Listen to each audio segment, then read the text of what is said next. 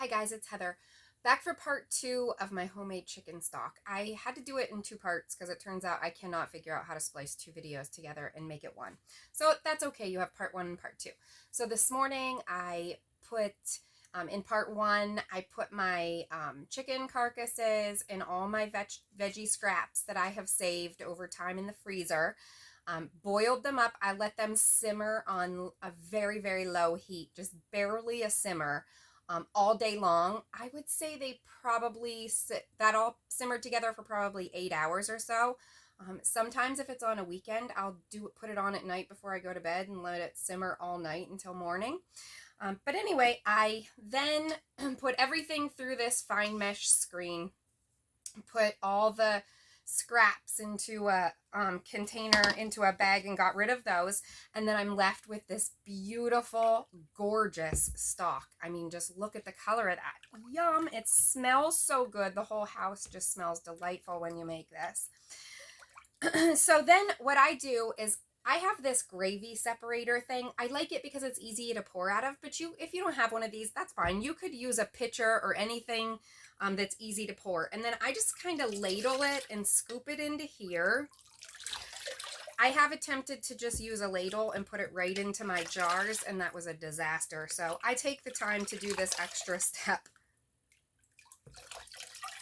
So I just fill this up. Oh my gosh, just look at the color of that. It's so gorgeous. It's so exciting. And then I just take mason jars, whatever size you have will work. I just pour the liquid right in there. And now I don't fill them any further than where the corner kind of comes in on the mason jar like that. I leave a good inch of headspace on there, because when this freezes, I put that jar right in the freezer. And when it freezes, it expands, of course. So I don't put lids on yet. I put them in the freezer and I let them all get frozen first, and then I go back and put my lids on. So as long as, then if it freezes without the lid on, it usually will just go over the top without breaking the jar.